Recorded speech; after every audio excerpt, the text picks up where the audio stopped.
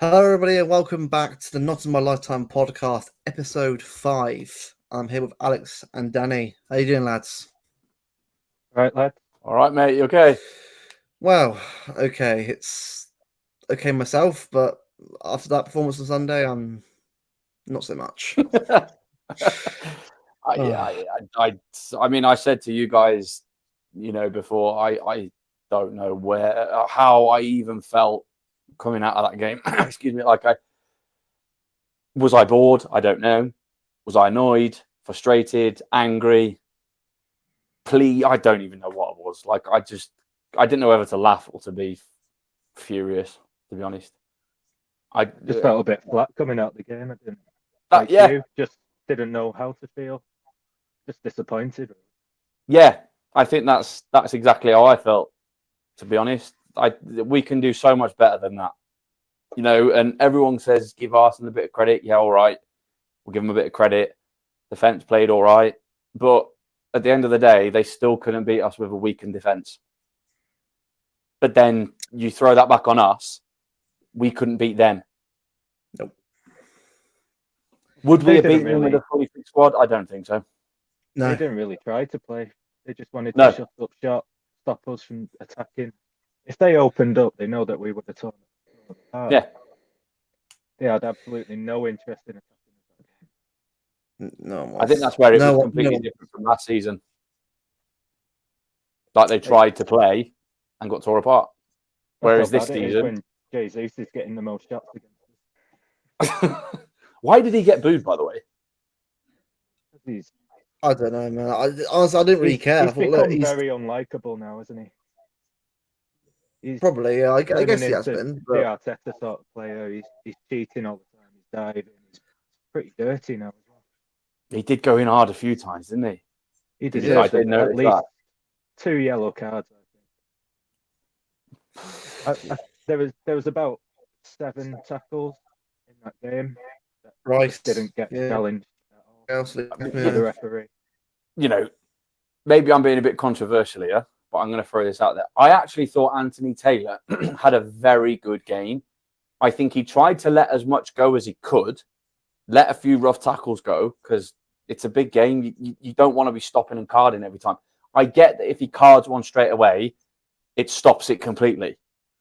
But I think if you let a few go and you're consistent with it, which he was, he let loads of ours go as well, by the way. I think he had a very good game, but I just think on another day, that could have ended 8 versus 8. Like there was no controversial decisions. There was nothing where you thought that's a penalty, or that's a foul. But there was like a few tackles that he gave as a foul. He just chose not to book them. But that was exactly the same for both sides. And I think in a big game like that, to me, I got no issues with that whatsoever. Unless it's not incredibly reckless to the point where you're literally endangering a player's safety, which none of the tackles were really. They're just a bit hard. Then I've got no issues with him not really booking them unless he has to. I do agree with you about the ref letting the game go. He was letting it flow and not pulling it back unless he needed to. But some of the tackles were cynical and did deserve the I get that. I mean, you did sit back and you think, God, and it flew into that. It was like the 2nd minute of the game. Jesus took out, was it Bernardo? Yeah, and he shoved him as well over the advertising, didn't he? And he should have got a yellow card for that. And if the referee gives the card in the 2nd minute, he gets control of the game early on. And those tackles won't happen later on. But they knew if they kept doing it, they'd get away with it. Yeah, and I do fully agree with that. I mean, the bloke who sits behind me, he said the same thing. He said he's lost control because he didn't do it early enough. And as much as I was shouting that in the 60th minute, get a grip of the game. Right? Yeah, as much as I see that side of it, I do think he tried to let it go, which is fine. But then putting this out to you guys, do you think it kind of spiraled a little bit out of control with him? He let it go too much to where it was like, oh shit, I can't bring this back anymore. I think what he should have done. It suits Arteta's style of play because they waste a lot of time. They stay on the floor when they don't need to. They fake injuries, cheating quite a lot, and nobody mentions that. Saka. And all of these cynical tackles that get unpunished just plays into Arteta's hands, and it happens every game, and nobody mentions it. What about you, Luke? Because obviously you watched it in a different setting to us. What do you think? I'll be honest with you. I think half an hour in, I kind of knew it was going to be 0-0. The way the game was going and the way that Arsenal was set up, I was feeling it was going to go that way anyway. But I was just disappointed with how the fact no one won enough. What annoyed me, because Arsenal's played the way they did. I get people using that as an excuse, but there's no excuse for us not actually trying to do more risky stuff and trying to sort of get the ball in there more, because it felt at times we could have done a lot more and at least shoot more at goal and give Raya something to think about, because Raya isn't that good in goal. He isn't. I know Ortega's a bit hit and miss as well himself, but I think Ortega's better than Raya to me. And I feel like for the amount of times that we just kept passing it around constantly and not even trying to have a go at goal, this is going nowhere. This is what we're going to do in there, where Pep's made him scared enough not even to have a shot on goal. Then I knew it was over. There has to be more risk takers there, because risk takers win you games. Salah, Liverpool win you games. That is why, for me, it's just getting a bit out of there's not enough urgency, and No, definitely that's not. where if not careful, we'll just end up doing this, where we'll just constantly just keep having to try and play our way through and hope it goes our way, which, by the way, gets you second place or first, not first. What the way it is, man. What we missed against Arsenal was a player like Silva. Yeah, David Silva, who could just play that final pass out of nothing. Oh, have we had a comment? we have had a comment. Yes, from a good friend of mine. I had to listen on the radio, and they made out that once he'd let a few go, he then felt obliged to let everything else slide, as he'd already set a path for the game. So that's kind of going back to what we were previously saying about the referee, and I think that's absolutely spot on. And he's just added as well that it sounds like there should have been a stack of cards dished out. Well, yeah, there should have been, and I think there should have been four. You can look at it both ways. In my opinion, you can look. Yeah, in my opinion, you can look at it both ways. You can look at it in a sense that I always look at football. Like, I tend to ignore the referee, and I've said this to you multiple times. Like, to me, I don't like criticizing a referee anyway. So you'll really struggle to find me doing that. I like to think of them as they are not in control, but if they're not there, then none of us are there. So I just kind of let them do their own thing. And if they make a dubious decision, then what's the point in effing and jeffing? We can't change their decision, and we can't change it by going on Twitter and moaning about it. So to me, I just let them get on with it and ignore them, because deep down, and you both know this, we're all City are more than capable of winning a game, regardless of how the referee is. Yeah, I agree with that. Exactly. We are, yeah. In that argument, I'd just say, what's the point in VAR then? That is true. One argument, but yeah. Because a referee could just give a yellow card, and it will not be worthy of a yellow card. But because it's a yellow, VAR can't get involved. So what's the point? It needs to, though. It needs to be a bit more of a decision on, because. But I think I can't get with that. They've got to try and control how many decisions are often monitored. Otherwise, everyone's just getting monitored no matter what. But it's got to be let's say there is a GS yellow card decision when it was a foul and it wasn't a foul. Maybe that there should be a way of a team using up a VAR request to take that I was taken off, something like that. Because I feel like there should be some way where each team has 3 VAR requests a game. And then that way it's not going to be constantly VAR, non-stop, and that way it'll make it the game will flow a lot more and make VAR decisions a lot more meaningful and impactful, rather than just it is VAR again. So what now? And then it makes you feel like red. Yeah. So cricket then.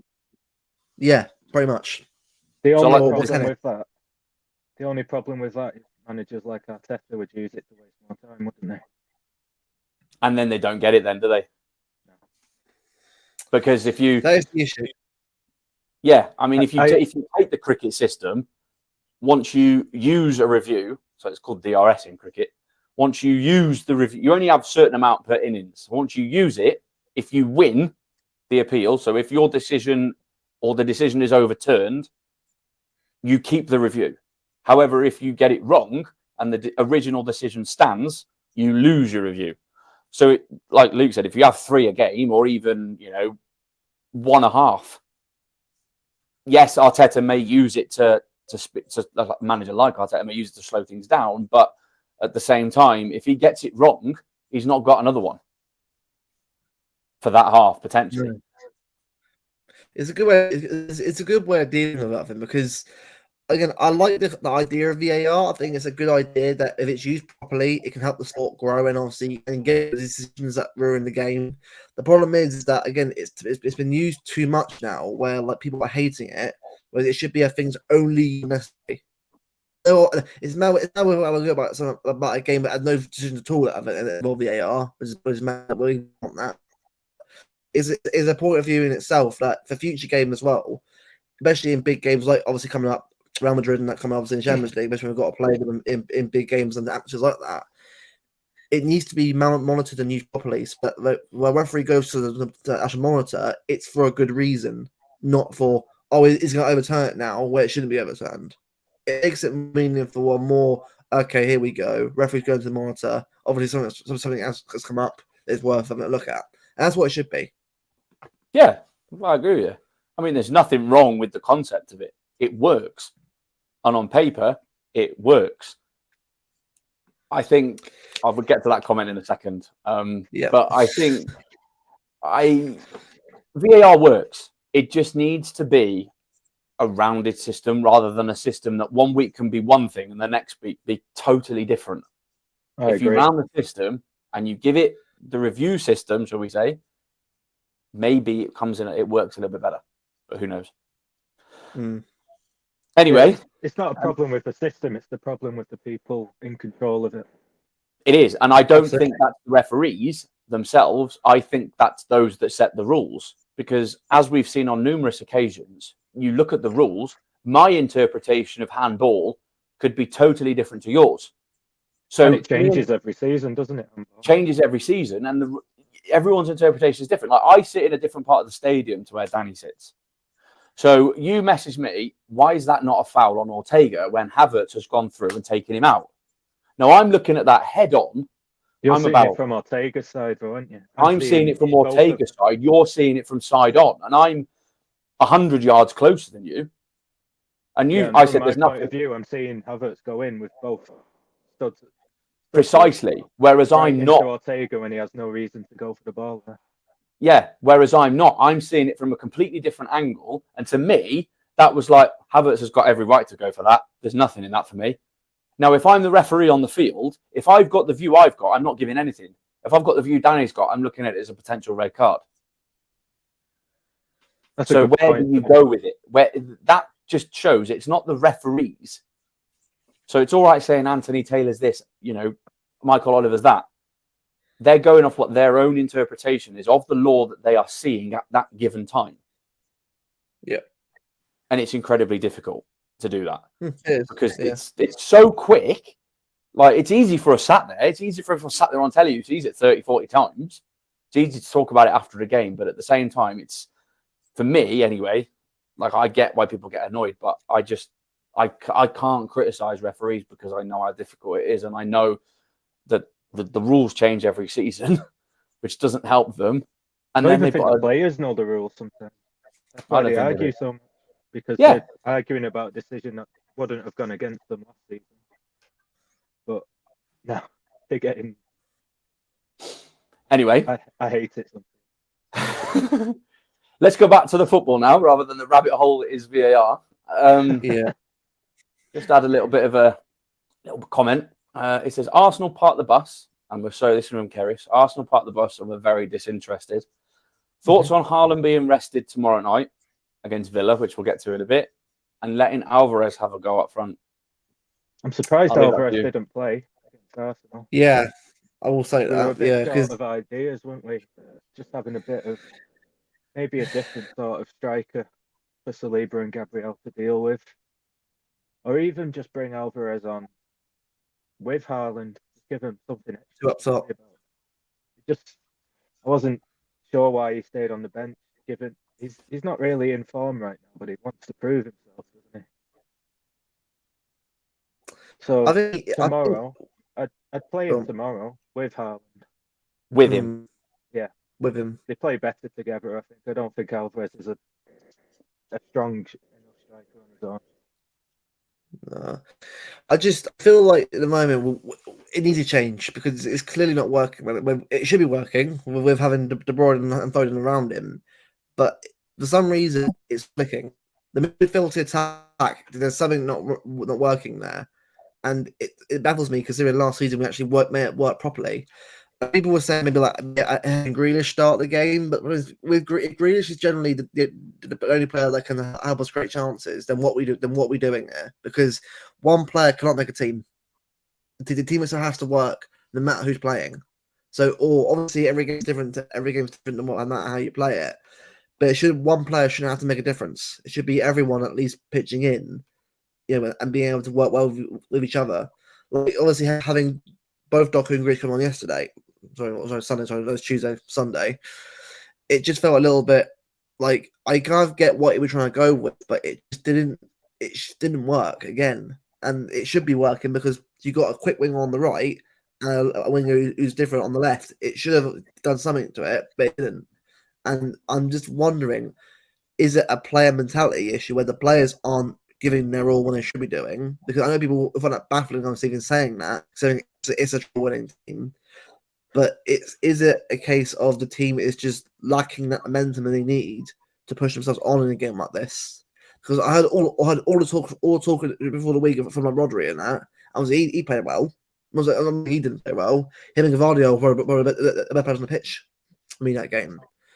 I'd argue But the Bernardo rest, as well. I thought he was brilliant in the second half. he was good as well, yeah. But I think the rest of the team just isn't showing it right now. And it's a case of why. Why is there no momentum? Why is the team not, even though they know that a title's on the line here, that they can definitely win this league, they just put more effort into it? I'm not saying that they're not going to shit, but you never know. It could be a season where they're just not at it. And if that's the case, fair enough. But you at least, if you're in this team, at least fighting the titles every season, you've got to be at least putting the effort in. That's at least what I expect from this team. 100% effort, putting in a good performance. If you don't win the game, fair enough. But at least put some emphasis and impetus in towards that game. I don't know about you two, but that's why I felt anyway. Yeah, I I agree. think just in the final third, we've been a bit short of ideas, not just against Arsenal, but the rest of the season. Like if a team completely shuts up shop, parks the bus, we struggle. We struggle to get the ball to Haaland. We struggle to even get in the box sometimes, and we just don't know where to get the answer from. Usually, we just end up getting a decent enough shot from Rodri, don't we? We can't always rely on that. I think it's probably the best. That's probably the best attempt we had all game, by the way. I think that was the only attempt, wasn't it? How many? It was. It was. They had.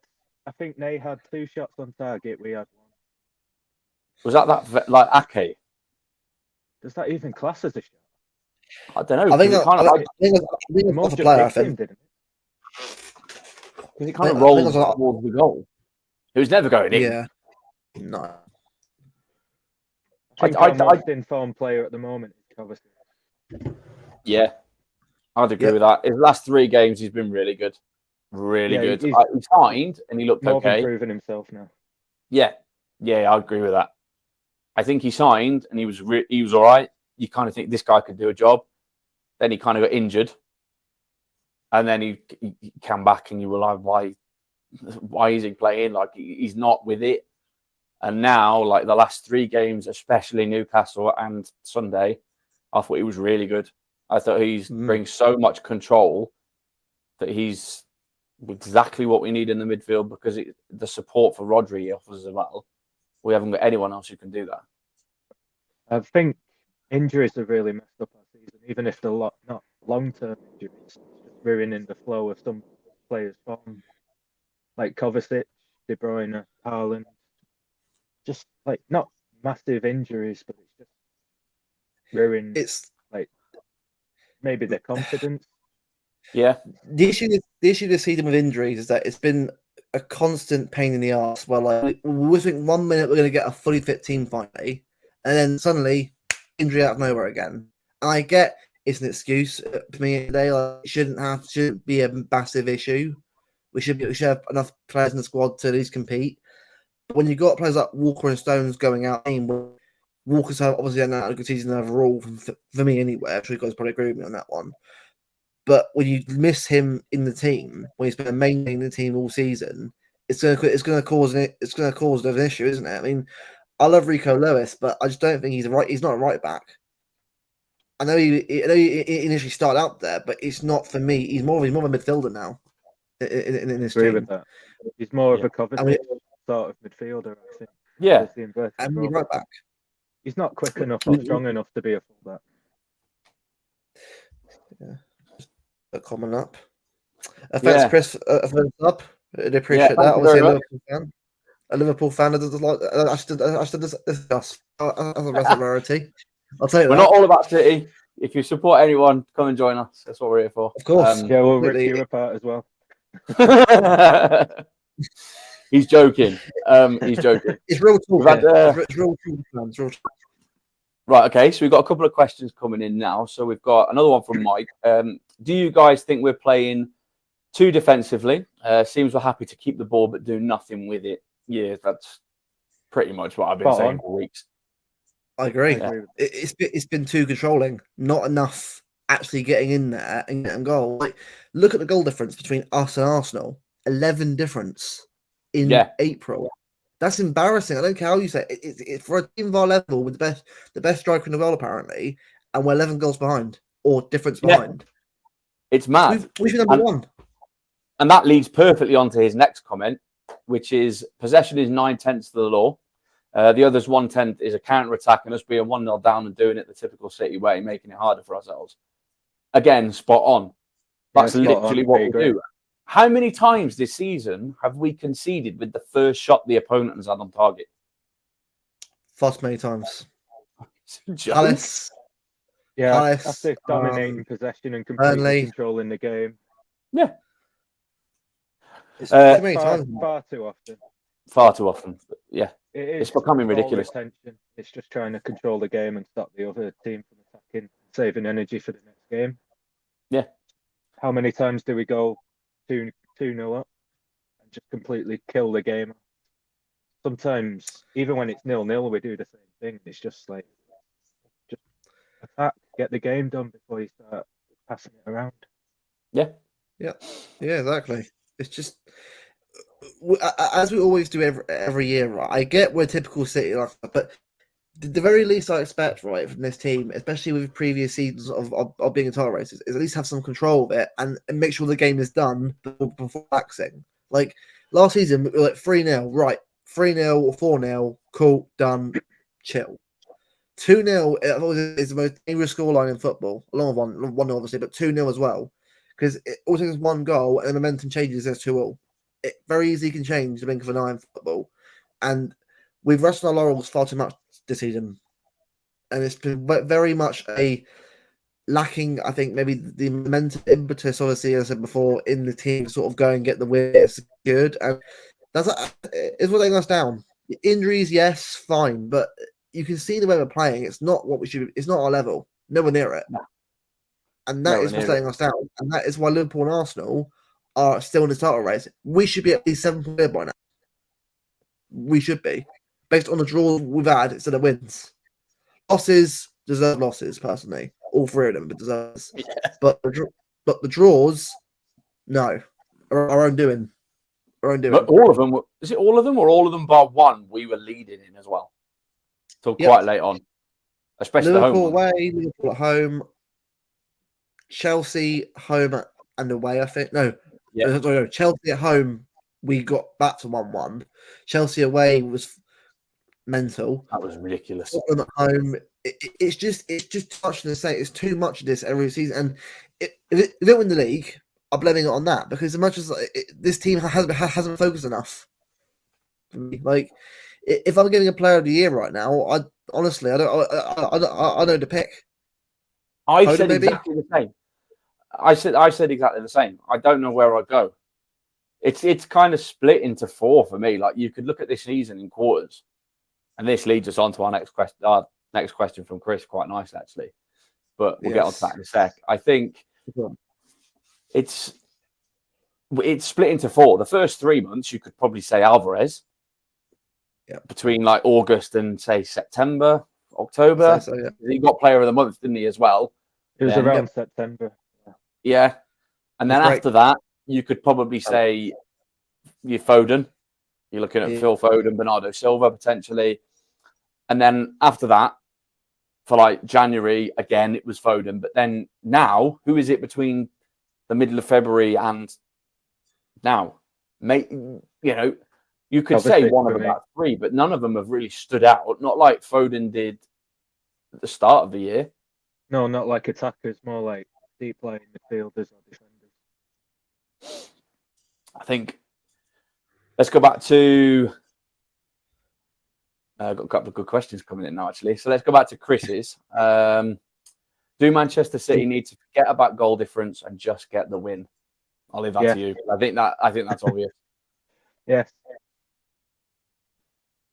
End of discussion. Me? Yeah, go on. What do you think? All right. Honestly, at this point we do, because it doesn't matter how much we try and like you can like bat a team 6-0, but really, are we really doing that right now? Are we really gonna score enough goals? Or even score goals? That's how mad it is. Like even against Newcastle, where the game went to before the break, 2-0, and it was 2 deflected goals. So we get enough goals, but we get the goal difference back up again. So if I'm being real with you, I'm probably going to say, yeah, I'm just going to forget about it and just get the wins. I mean, if we do win the league this season, it's going to come down to the fact that maybe a team throw it away. Us winning it. Because at the moment we're too reliant on other teams. Which is a failure, because if it happens again, by the way, and we do win it next year, we won't win it at all. I think we might need to lose the league this season to finally get this team back on track again in terms of realizing, right, we screwed up.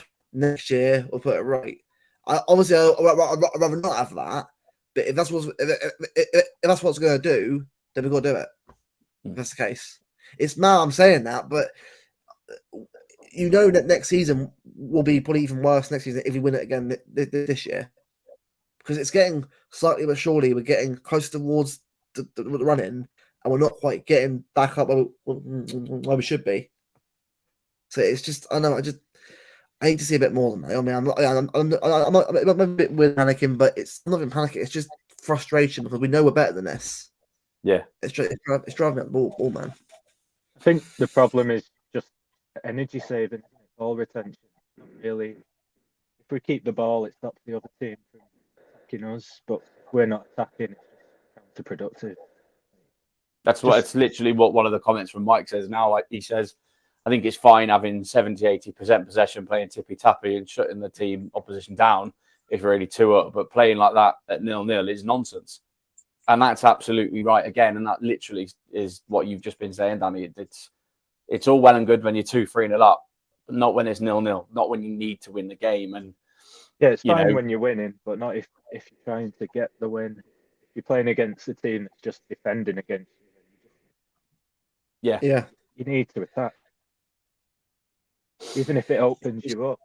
I mean, the other team will open up if you open up. It'll balance itself. It'll just. Felipe, cheers for the comments, mate. Appreciate that. Yeah, appreciating the comments. Always fun. Get him in when Carson leaves. Yeah, bring Joe Hart back. That's what he says. Do you know what? I'm going to let you all into a little secret now. Most of you know anyway, but Joe Hart went to the same school as me, so I might be able to pull it. I'm joking. I was going to say I might be able to pull a few strings. I can't, but imagine. I've got another question. Again, I'm sure she'll comment again if she means, because I think this is kind of an obvious answer. So I'm not going to include Pep. But No. out of you two, who do you think is the best City manager of all time and why? I don't think we can include Pep, really. We can't because Pep's that's the too obvious one. It's too obvious for Pep. Then Yeah. Would it be in our lifetime? Or not in our That's probably why I should ask that, actually, because it's not in my lifetime. It's gonna be, yeah, because I'm too young for that. I Well, think in it my probably lifetime, I depends think on emotional impact. I think for me, I'll go Mancini in my lifetime because before that we didn't really have. I mean, yeah, well, I obviously had Sven and that, but we didn't really have anyone great apart from that. So I'd probably say either Sven or probably Mancini. I'd say I'll probably say Mancini, obviously for that first title win and also FA Cup as well. So that's what I'll go for. Yeah. Probably put Mancini as a close second because I just loved him. And then maybe you could make a case for Keegan because without Keegan, we wouldn't have got back-to-back promotions. We wouldn't have made it back to the Premier League, and he just got the ball rolling. He started it, didn't he? He kept us in the Premier League. We haven't been out of the Premier League since he got us in it. You know who we haven't mentioned? Stuart Pearce and his lucky mascot.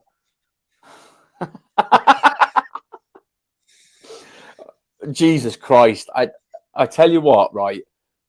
We go back to talking about how rubbish it can be now when we're expected to win every game, right? But that's because we're a completely different team. But let's just, off the topic for a second, like, Stuart Pearce was absolutely awful. I have never seen football like Stuart Pearce. Oh, and Felipe, the guy behind Danny, is actually Charlie Simpson from Busted. Little shout out for you. I'll fight.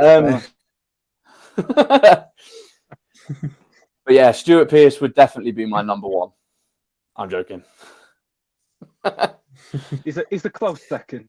Close second, yeah. Yeah, we'll put him second behind Pep, I think. Not scoring a goal at home for a whole half a season was fantastic. We needed that mascot on Sunday. We needed a goal. We're nice. A goal, but nice. Oh, don't take me back to that season. I can't do that. I'd rather not. I mean, you weren't there then, were you? I went to a few games that season. Yeah, I didn't know whether you had a season ticket then or not. I knew you'd been, but yeah, I unfortunately was a season ticket holder then, and unfortunately was. it was rubbish. Yeah, to answer the question, I'd say Mancini. Yeah, Mancini for me. Yeah. Luke, you can read the next one if you want, mate. Yep. So, Karis again. So having your dip now. Now when it matters the most. Outside Liverpool don't look like dropping many, if any, points. Was the last season. Agreed. It is because we're just not really. It's just again, I said before, like, this is the worst possible time for the dip. Everyone kept bigging up the whole running. Oh, we'll go on this crazy run again. I said this to Alex as well last season before we did it again. I said at some point it's happened. Yeah, we're unbeaten, great, but let's be real with that unbeaten run. Has it been unbeaten properly? Great run. No, it hasn't been. It's more like wins scrappy wins, scrappy draws. Not really entertaining to watch. Unbeaten. Not like we know we can be.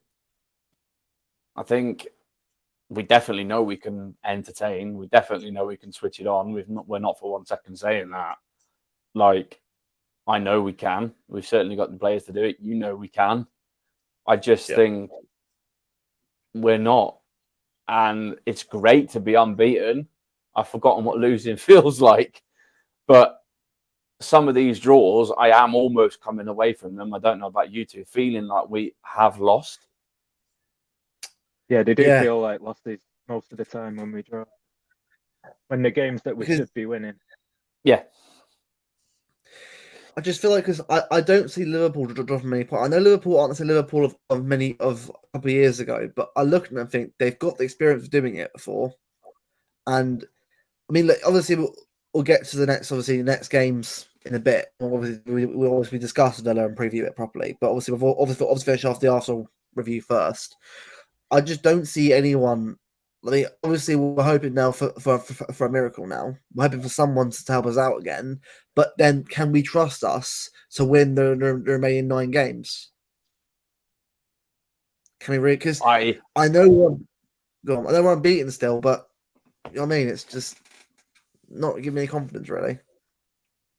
No. Yeah, we have to rely on other teams dropping points, but I'm not certain that we won't drop points either. That's the key for me. Are we going to go the remainder of the season winning all 9? Are we going to get 27 out of 27 with the Champions League and the FA Cup as well? I think they're just tired. There's too many games for the players.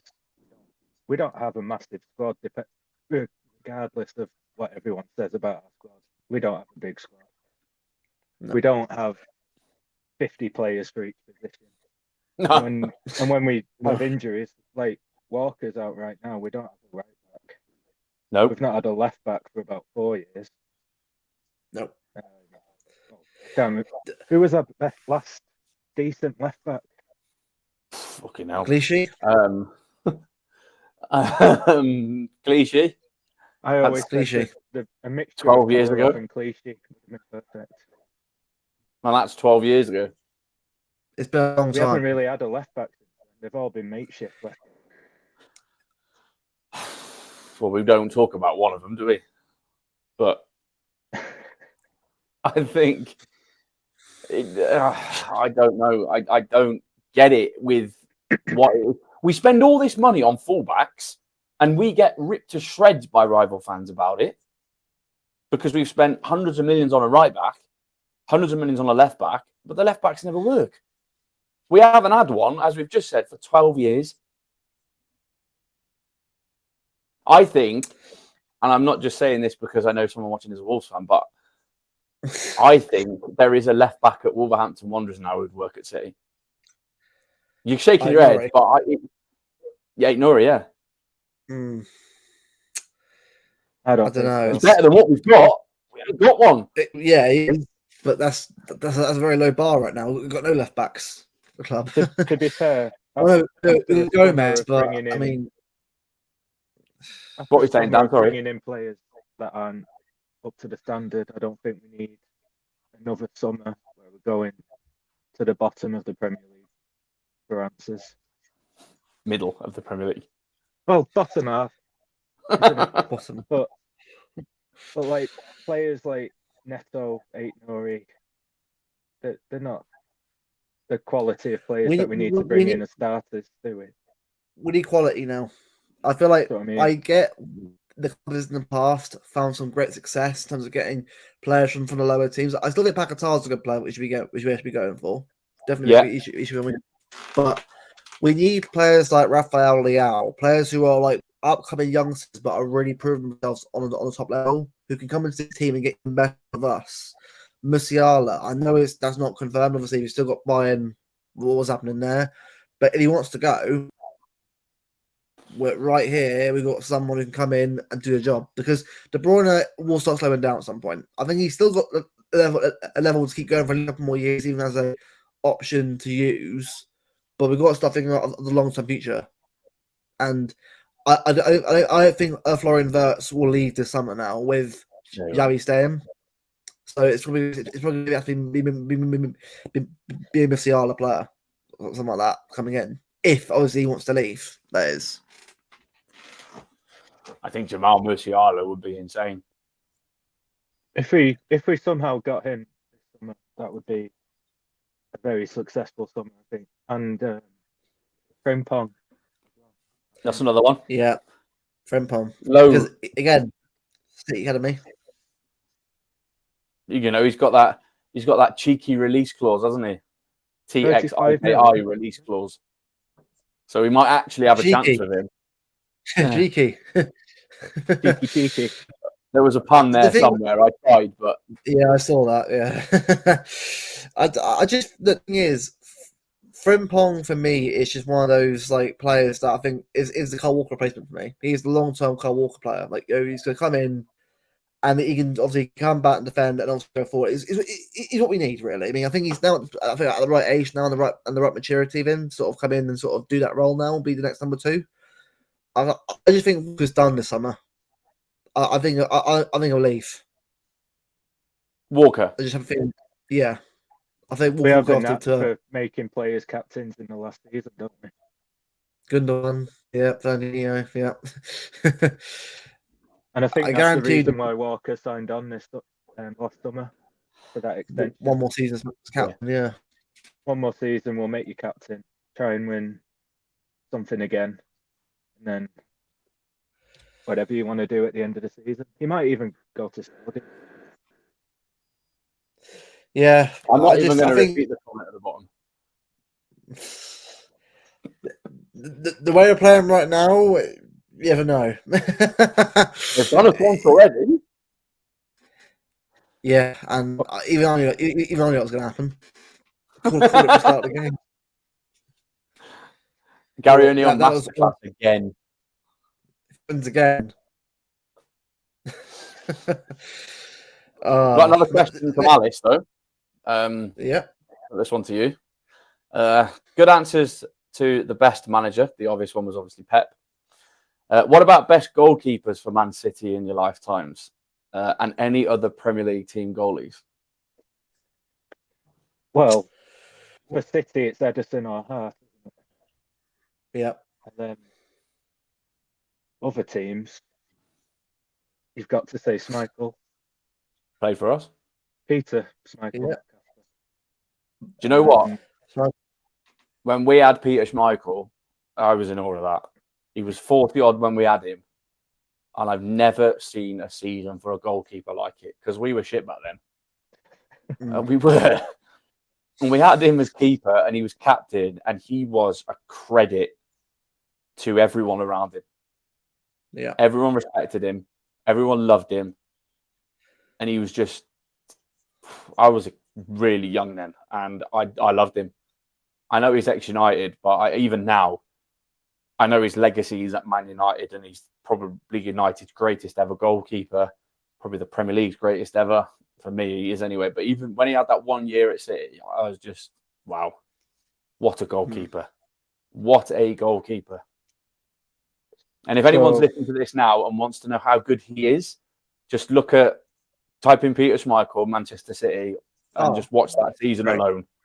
Just watch that highlights of that season because you could look at thousands of him at Man United. But that one at City, obviously the only one I really saw,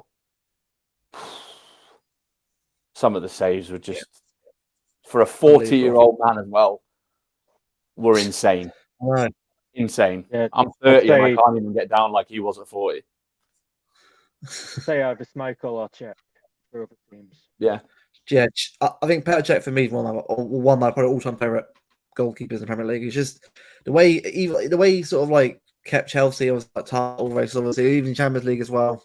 He was just great. He was a great goalkeeper. I feel like in the debate of best goalkeepers in Premier League history, it's definitely a few you can obviously choose. I mean, I know people will say Alisson, but I mean Alisson's been great, but as I said Edison, but I don't think they're anywhere near like right now. I'm saying that conversation. Yeah, obviously they probably will be for obviously when they ever leave or retire. But I feel like at the moment I'm still going to go for the Schmeichel / Van der Sar and Cech of all three right now. I'm going to say, but I definitely feel like players like Alisson and Edison that will eventually be in that bracket at some point, but not yet anyway. But definitely, to be honest, I'd put Joe Hart a bit higher up on the list because he got quite a lot of golden gloves, didn't he? It was great. Honestly, when Joe was on it, he was I think one of the best keepers in the world. The best keeper. Yeah, when he was in his prime, he was unplayable.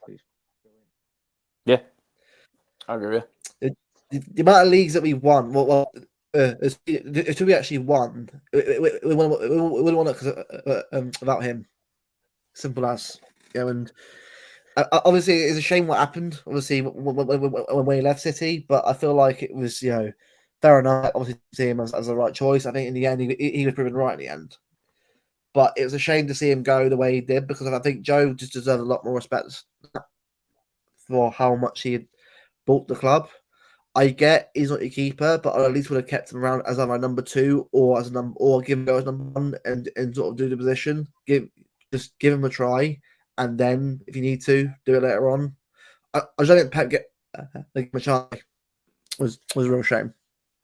Yeah, I agree. He should have been given a chance to do what Pep wanted him to do.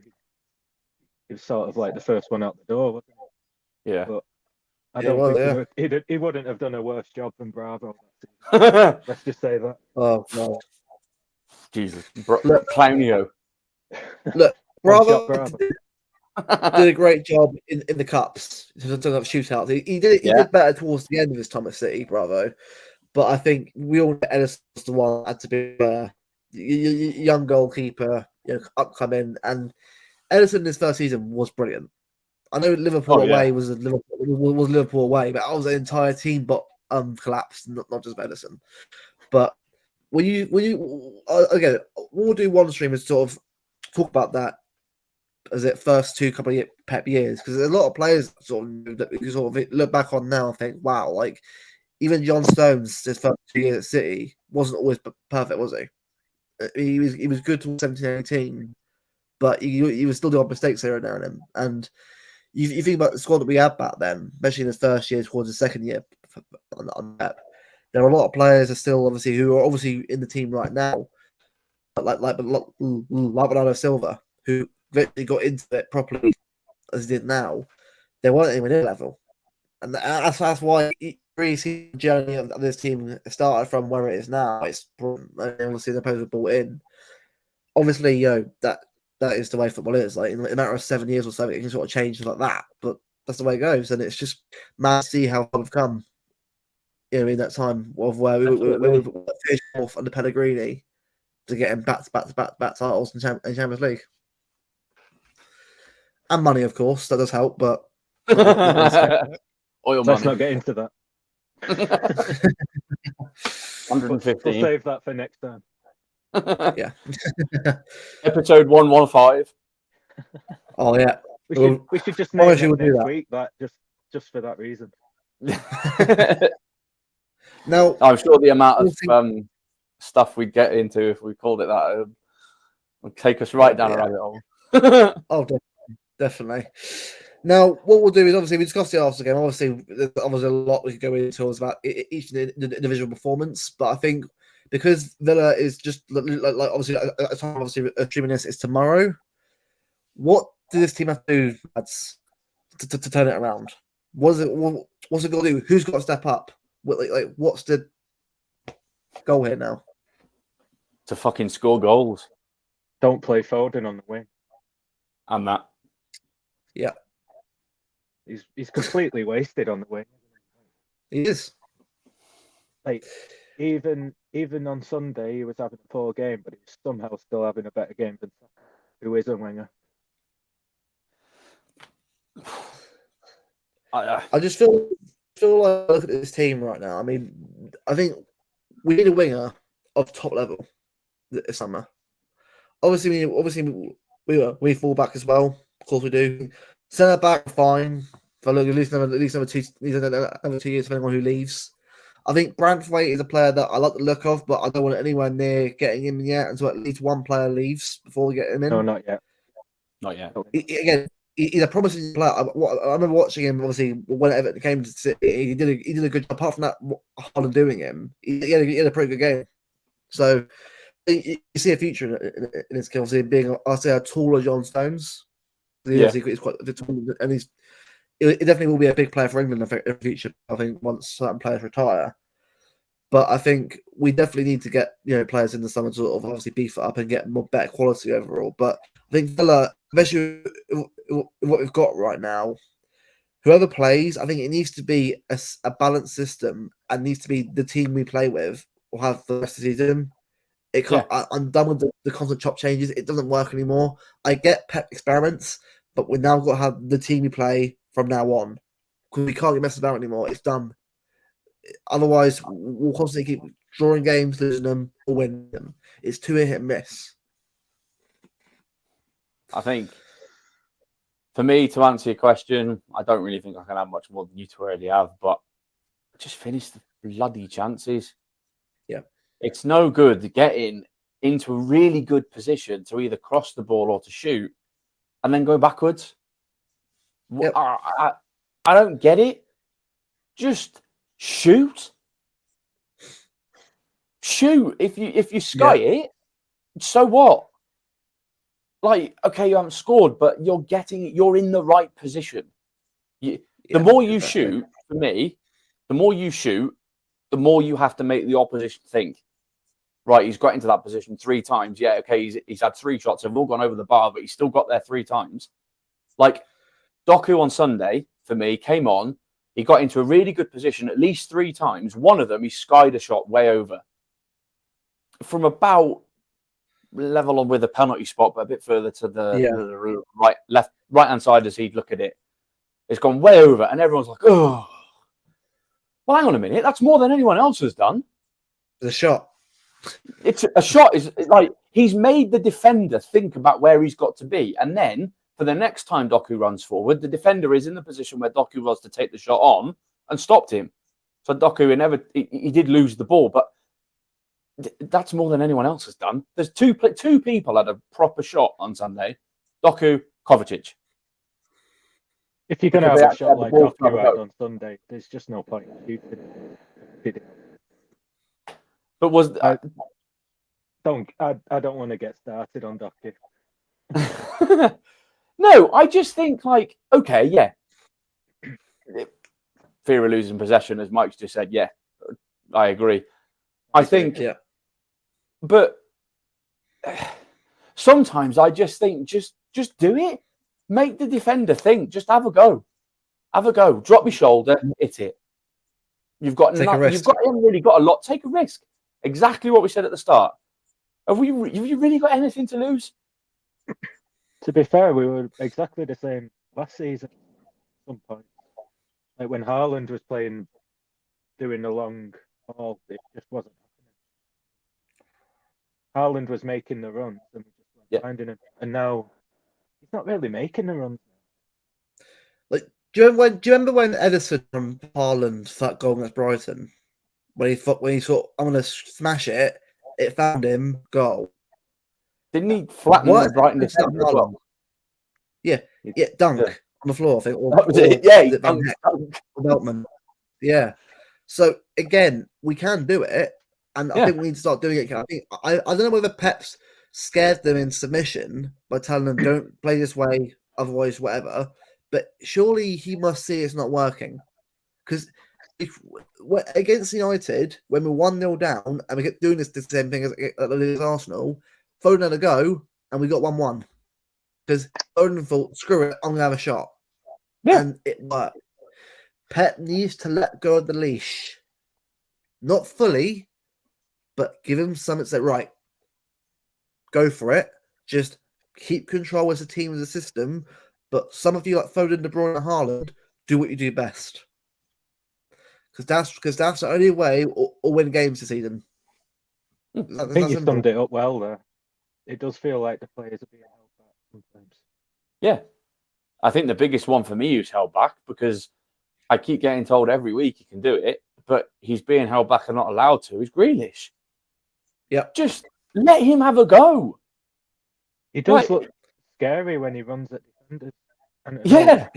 Defenders. Villa, he was great at doing that. Great. He looks scary. He runs at defenders. That's why he's got 3 players on him every time he gets the ball, because they know what he can do. Yeah. And then he plays it backwards because he's not allowed to run it any further. And because he's held back. You both know how I feel about Grealish. I absolutely love him. He's definitely up there as one of my favourite players in the squad right now. Yeah. And he's so important to how we play. He generally, I think his first year, it felt like the leash was on him. But last year, he felt like he properly was let go. It's like it's gone back a little bit. I'm like, Pep, what are you doing? Like, I get you are the way you are, but I'm going to question you. I don't care if people don't like that or not. Why are you holding these players back? What are you scared of? Because surely the defense, right, can be trusted to to keep certain players out. I trust Gavardio, Diaz, Akanji, and whoever we play alongside him to do a job because they're getting good enough. And last year, the midfield, Rodri is an enforcer and can do his job. Whoever you play, whoever you play in the midfield will also do a job. Just let this team flow a bit more. I'm not saying you have to go let the whole leash off and let them go mental, but a bit more freedom because then we'll start seeing better attacks. Then we'll start seeing more goals. We'll start seeing a much more convincing win and better performances. Because I've been saying it for a while now. Even when I went to the games recently at Everton and Newcastle, a lot of on the leash. You could tell Pep was watching them saying, do this, you're off. And I get he's like that, but it's to the detriment of the team right now.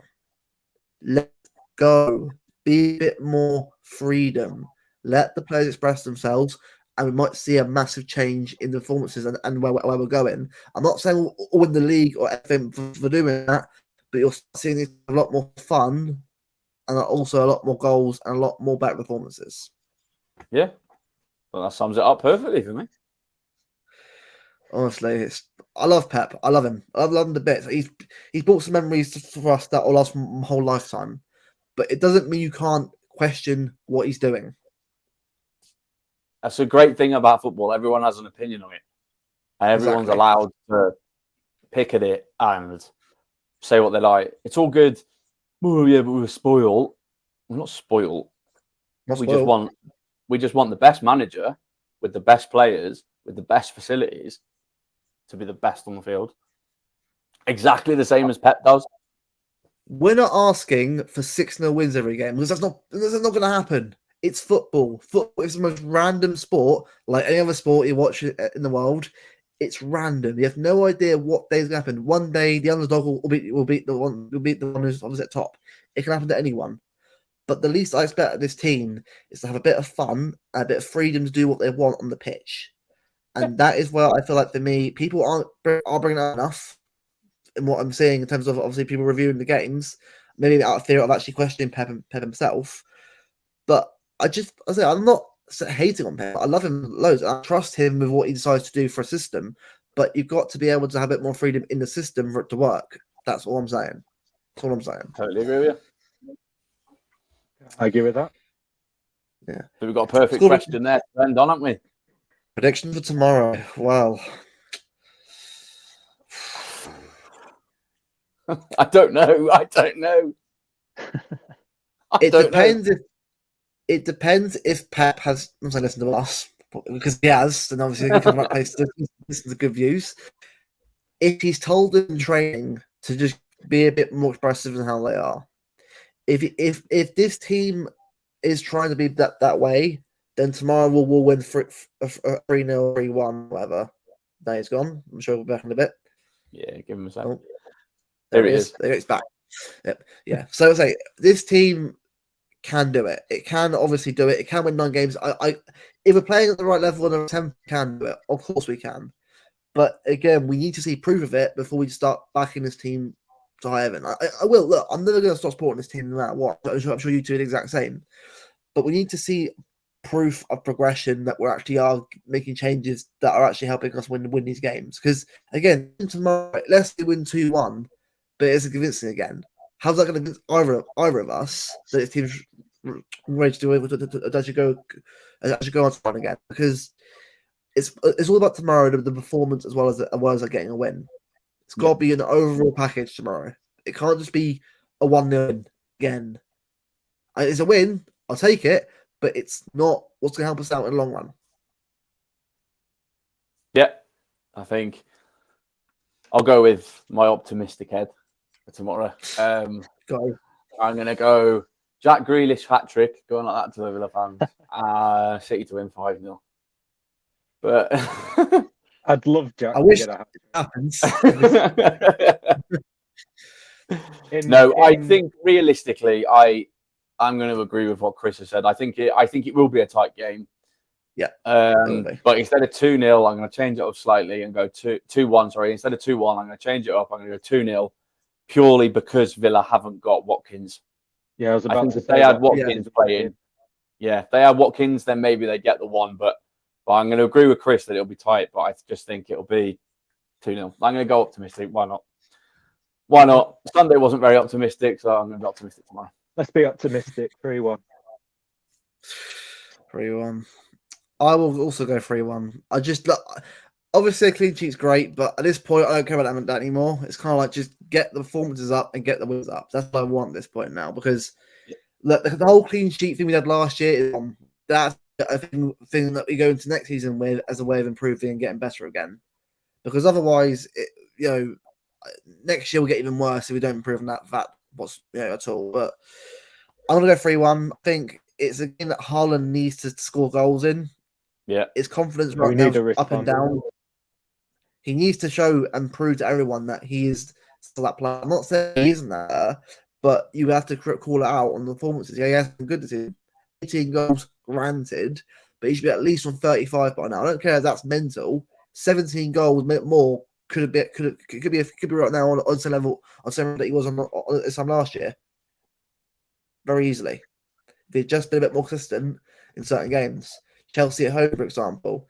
Chelsea away, he's got 2. Home 3. Liverpool at home could have had 3. Liverpool away could have had one or 2. He needs to start bearing his chances more. And that's where this kind of game that he needs to start doing that. And hopefully this will be the game we do it. 3-1. Please, City.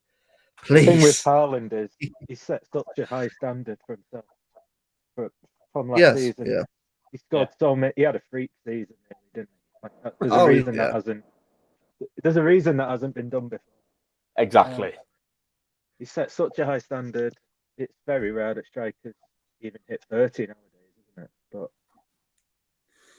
he is not quite there yet, but he's still top scorer, and that's how good he is.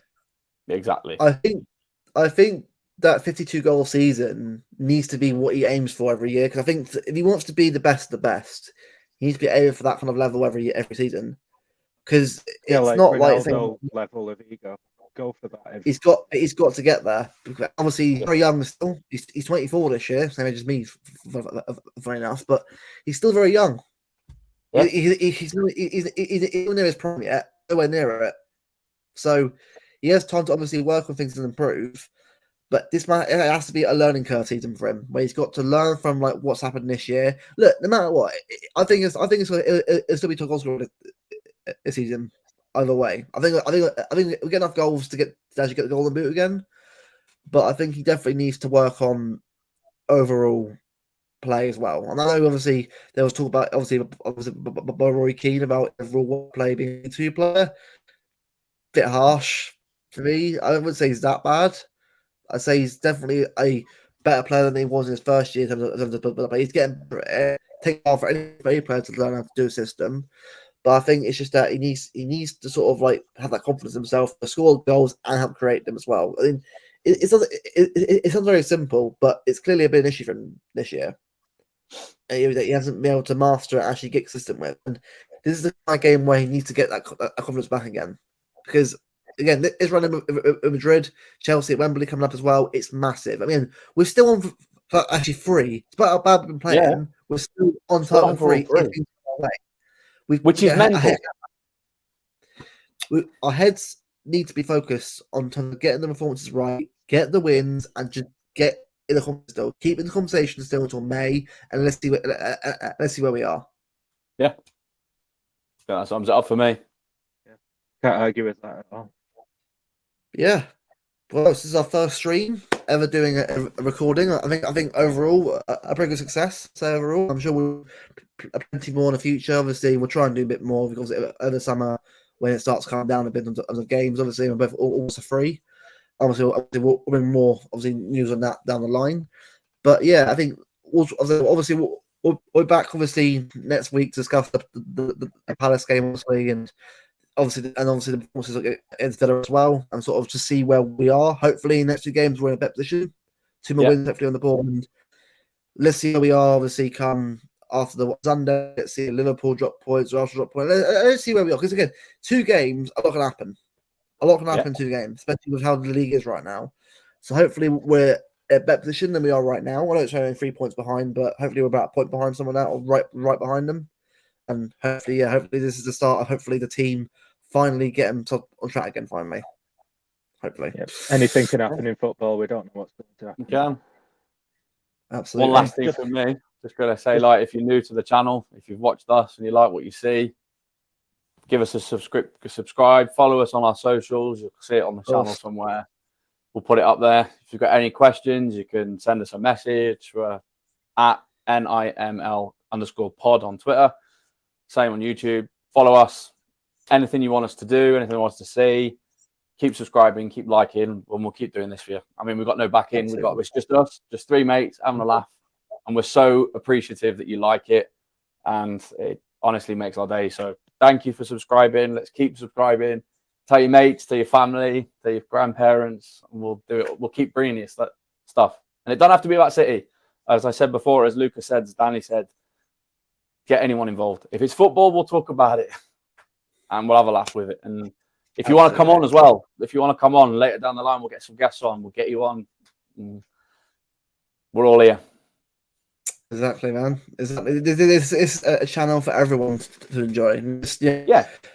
Us free to do it. It's everyone to have a chance to have a chat about stuff. And obviously, it's a City podcast, but it doesn't necessarily have to be their own. We'll do more stuff. And obviously, as the channel grows, we'll do more stuff as well. But for now, this is what we're about. And we'll say we'll bring plenty more to come down the line. Plenty more. And thank you guys for watching the video or the live stream. And we'll see you guys next week. Cheers. Take care, guys. Thank you. See you later.